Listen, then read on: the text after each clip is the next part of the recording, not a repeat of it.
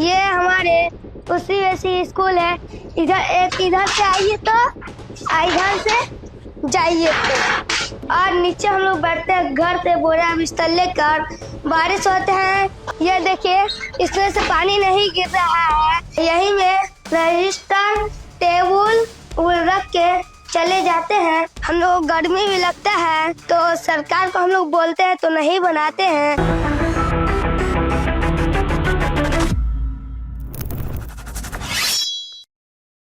வணக்கம். பள்ளிகளை சீரமைப்போம், ஸ்கூல் டீக் கரோ என்கிற ஒரு புதிய மூவ்மெண்ட் நாடு முழுவதும் கிளம்பியுள்ளது.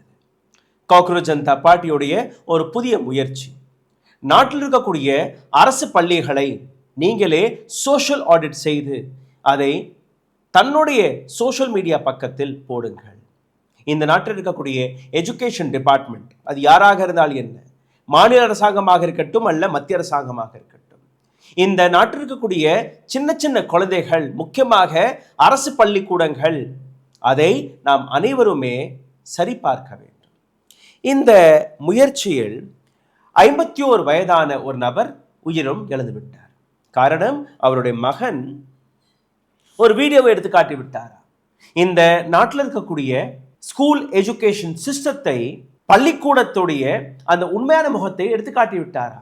அப்புறம் என்ன, பிஜேபியின் குண்டர்கள் இரவு 8 மணி அளவில் அவருடைய வீட்டிற்கு போய் அந்த நபரை அடித்தது மட்டுமல்லாமல் அவருடைய தகப்பனாரையும் போட்டு அடிச்சிருக்கிறார். அவர் உயிரிழந்து விட்டார். அந்த கதையை நான் உங்களுக்கு எடுத்து காட்டுவேன். ஆனால் அதற்கு முன்பு ஒரு சில வீடியோக்களை நான் உங்களுக்கு எடுத்து காட்ட ஆசைப்படுகிறேன். இந்த வீடியோக்களை நீங்கள் மிக கவனமாக பார்க்க வேண்டும். என்னுடைய முதல் வீடியோவை பாருங்கள்.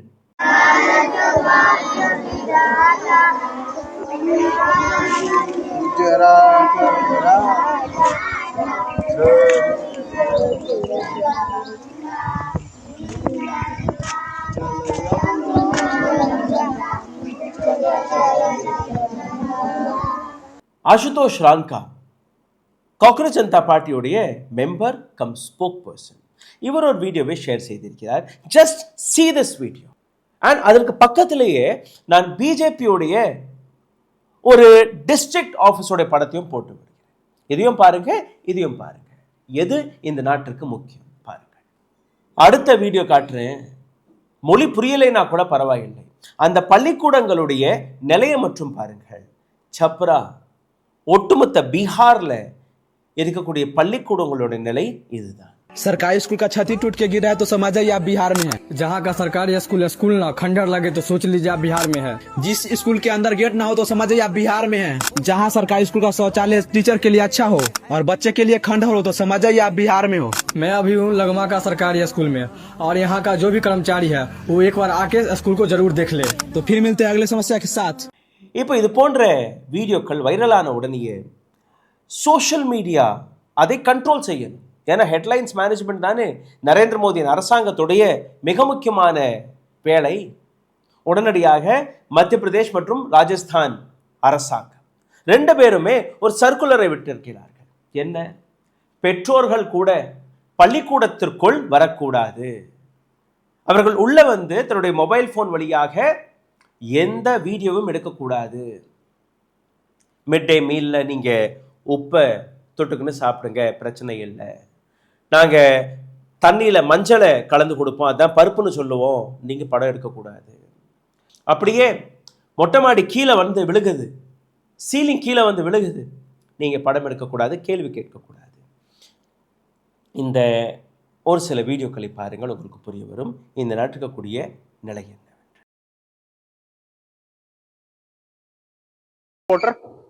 और वॉशरूम की हालत ये देखिए, ये यहाँ के वॉशरूम है। यहाँ इस देश का भविष्य पड़ रहा है ये, और ये शायद स्टाफ वॉशरूम होगा, इसलिए ये ठीक होगा शायद, जब भी ताला लगाया है। आपको क्लासरूम कम या कबाड़े की दुकान ज्यादा लग रही होगी। जाले लगे हुए हैं इस स्कूल में। ड्रिंकिंग वाटर टैप्स तो इनमें है नहीं, तो पानी कहाँ से आएगा इनमें। और ये है इसकी बाउंड्रीज स्कूल की।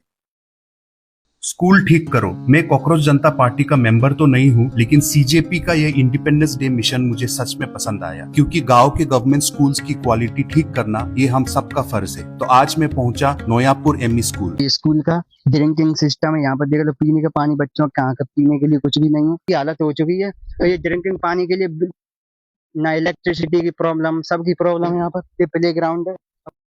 இதே காக்ரோச் ஜனதா பார்ட்டி வெளிவிட்ட இன்னொரு வீடியோ போட்டு காட்டுகிறேன் பாருங்கள். இந்த கட்டடத்தை புல்டோஸ் செய்ய வேண்டுமாம். அப்ரூவல் வந்துருச்சு, எல்லாமே வந்துருச்சு, பணம் அலாட் ஆயிருச்சு, இந்த இடத்துல புதிய பள்ளிக்கூடத்தை கட்ட வேண்டும் என்று. ஆனால் நிலையை பாருங்கள், இன்னைக்கும் அந்த பள்ளி இயங்கிக் கொண்டுதான் இருக்கிறது. குழந்தைகள் இதே பள்ளிகள் படித்து கொண்டிருக்கிறார்கள். மேலே பார்த்தீங்கன்னா அந்த சீலிங் அப்படியே தொங்கிட்டு இருக்கு. கீழே விழுந்து ஒரு குழந்தை உயிர் போச்சுன்னா எங்களுக்கு கவலையால் தான் நீங்கள் இதெல்லாம் எடுத்து காட்டக்கூடாது இல்லையா? மத்திய பிரதேஷ், ராஜஸ்தான் அரசாங்கம் ஒரு சர்க்குலரை வெளிவிட்டு விட்டார்கள். நீங்கள் இந்த நாட்டு மாணவர்களுக்கு கவலைப்படக்கூடிய நபர்களாக இருந்தால் நீங்கள் என்ன செய்ய வேண்டும் அதை நீங்கள் பாருங்கள். நான் கீழே ஒரு நம்பர் கொடுக்குறேன், த ரூஸ்டர் நியூஸோடைய வாட்ஸ்அப் நம்பர். உங்கள் கிராமத்தில், உங்களுடைய டிஸ்ட்ரிக்டில், உங்களுடைய அக்கம் பக்கத்தில் இருக்கக்கூடிய அரசு பள்ளிக்கூடங்கள், இந்த அரசு பள்ளிக்கூடத்திற்கு போங்க. போய் அங்கே குடிக்கக்கூடிய தண்ணீர் சரியாக இருக்கா, அந்த பள்ளிக்கூடத்தில் இருக்கக்கூடிய டாய்லெட், முக்கியமாக ஆண்களுக்கு எத்தனை டாய்லெட், பெண்களுக்கு எத்தனை டாய்லெட், அதை போய் படம் பிடிங்க. கரண்ட், எலக்ட்ரிசிட்டி, ஓப்பன் வயர் இருக்கா இல்லையா, உள்ள ஃபேன் இருக்கா இல்லையா, சேஃப்டி ஃபீச்சர்ஸ் இருக்கா இல்லையா. நிச்சயமாக தமிழ்நாட்டில் இந்த அளவில் மோசமான நிலை இருக்காது. ஆனால் கூட அரசு பள்ளிக்கூடங்களை நீங்கள் போய் பார்க்காமல் எதுவும் பேசக்கூடாது. போய் பார்த்தீர்கள், இன்றைக்கும் உங்களுக்கு தெரிய வரும். 2 வருஷத்துக்கு முன்னாடி, 3 வருஷத்துக்கு முன்னாடி இதே தாம்பரத்தில் ஒரு பள்ளிக்கூடத்திற்கு நான் போயிருந்தேன். ரோட்டரி கிளப் ஆஃப் இந்தியா அவர்கள் அந்த பள்ளிக்கூடத்தில் டாய்லெட்டை கட்டி கொடுத்தார்கள். அதற்கு முன்னாடி 2 டாய்லெட், 600-650 குழந்தைகள் படிக்கக்கூடிய ஒரு பள்ளிக்கூடம், அரசு பள்ளிக்கூடம், 2 டாய்லெட் பெண்களுக்கு. அப்படியே வரிசையில் நிற்பார்களாம், 40 நிமிஷம் வரிசையில் நின்று கூட அவர்களுடைய நம்பர் வராது. திரும்பி போய் அறையில் படிக்கக்கூடிய வேலையை பார்க்க தொடங்குவார்கள். This is what they var doing. ஒரு தனியார் இன்ஸ்டிடியூஷன் போய் அவர்களுக்கு அந்த டாய்லெட்டை கட்டி கொடுத்திருக்கிறார்கள். அரசாங்கம் எதுவுமே செய்யவில்லை. சரி, பவுண்டரி வால்ஸ் சரியாக இருக்கா இல்லையா, கேம்பஸில் இருக்கக்கூடிய சேஃப்டி சரியாக இருக்கா இல்லையா, மதிய உணவு திட்டம், அதில் எந்த விதமான உணவு கொடுக்கப்படுகிறது, டீச்சர்ஸ்கள் போதுமான அளவில் இருக்கிறார்களா இல்லையா, டீச்சர்ஸ்களுடைய அட்டெண்டன்ஸ் சரியாக இருக்கா இல்லையா, this you have to do. Video எடுங்க, அந்த வீடியோவை எங்களுக்கு நேரடியாக கீழே எழுதியிருக்கக்கூடிய இந்த வாட்ஸ்அப் எண்ணிற்கு அனுப்புங்கள். முதல் வேலை.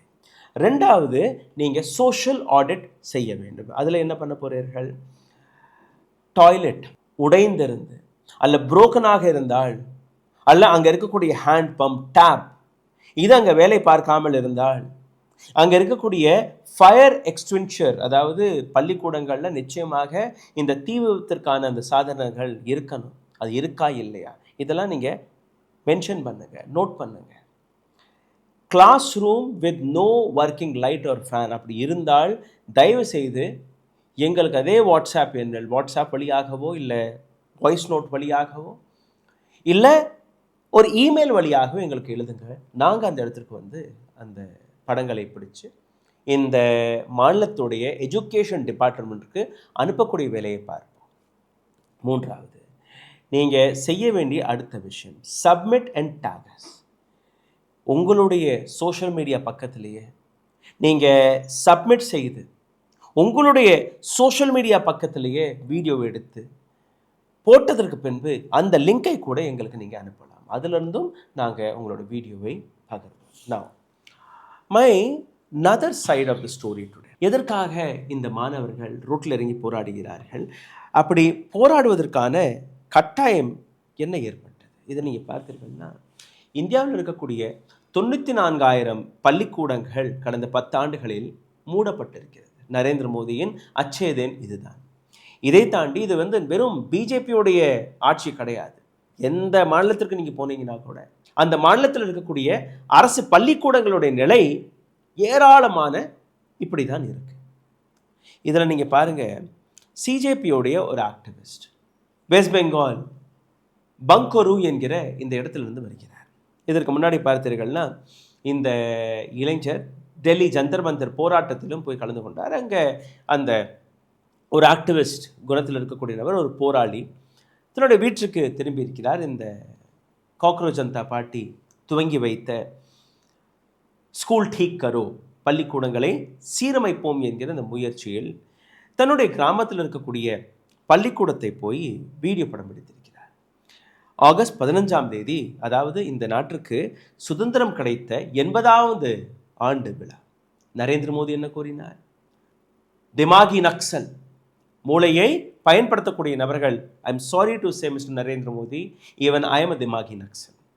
இந்த நாட்டை புரிந்து கொள்ளக்கூடிய, கேள்வி கேட்கக்கூடிய ஒவ்வொரு நபரும் திமாகி நக்சல் தான். உங்களுக்கும் அந்த திமாகி நக்சலுக்கும் ஏணி வச்சாலும் எட்டாது.